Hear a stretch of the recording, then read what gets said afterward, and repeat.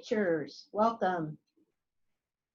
I bet, I bet if you're like me, you've noticed, perhaps with a sigh, that the nights, yes, the nights are getting darker earlier lately. It always seems like all of a sudden I notice it. This past Sunday, as I wheeled my trash can to the curb in the beginning of twilight darkness, well, that was the first in so many months that I was actually taking the trash out and it was getting dark. And while I totally love the long days in North Dakota, and I miss the daylight hours to do all the activities, all my stuff I want to do, I've always found solitude in the evening darkness. At the end of the day, as the sweet, dark stillness of night beckons me to lay down my bones and rest, I find myself at a really clear transition point.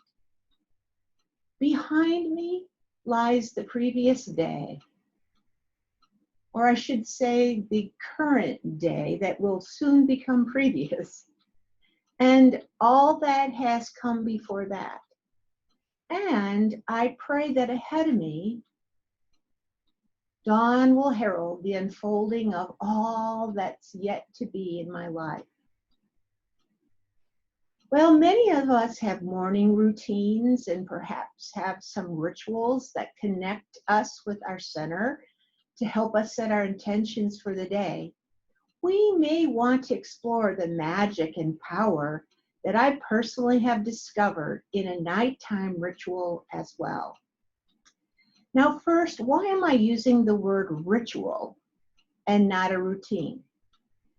I think this is a wordsmithing issue for me because when I use the word routine, I think of a task. Remember, I'm one of those type A, gotta get it all done kind of gals. A routine says something that I have to get done, that I must do, and quite honestly, do it often. The word ritual, well, it also can be a routine or a pattern. In fact, I'm going to show you why that's beneficial for our brain. So it could be a routine or pattern of behaviors or tasks. But for me, and I hope for you, if you decide to have an evening ritual, that it'll speak to you of being something special, sacred, something done intentionally for a bigger purpose.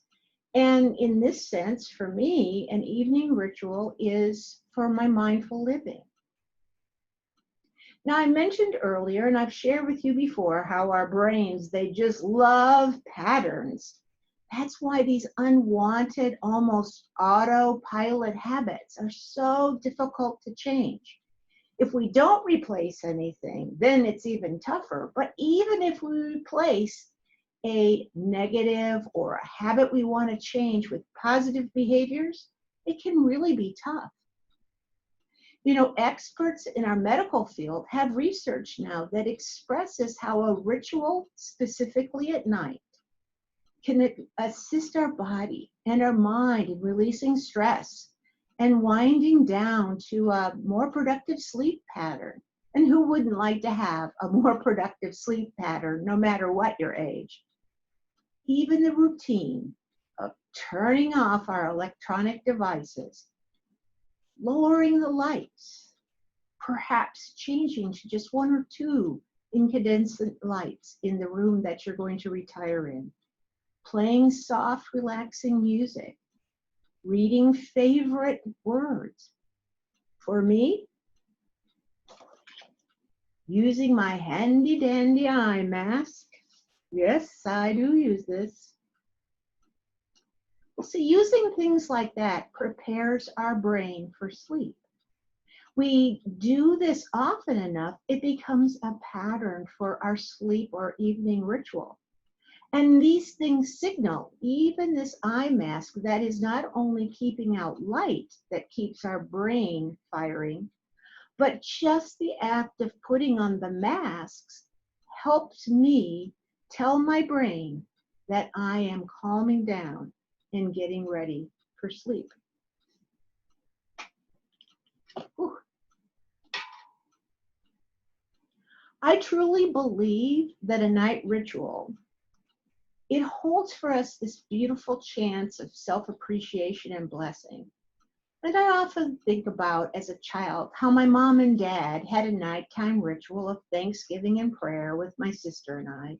Yep, some storytelling and just simply being together as my sister and I got ready to sleep. Or as my dad would say, have the Sandman visit us. Though simple, a really small ritual honors the journey you've taken thus far in your life, and it opens you to the wonderful possibilities still ahead. It doesn't really matter how long your evening ritual lasts. I do try to keep the total time somewhat consistent because I remember my brain loves those patterns.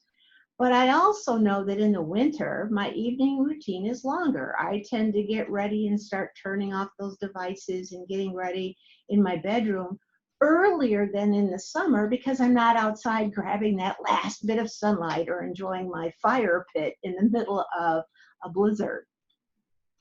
So pause this week to consider your personal evening ritual.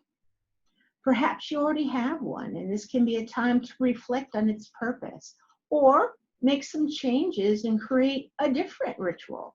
And again, not the routine of setting out your clothes and doing all of those things. This would be after you've done your grooming, taken your shower, if you do that in the evening, set out your clothes, made your kids' lunches.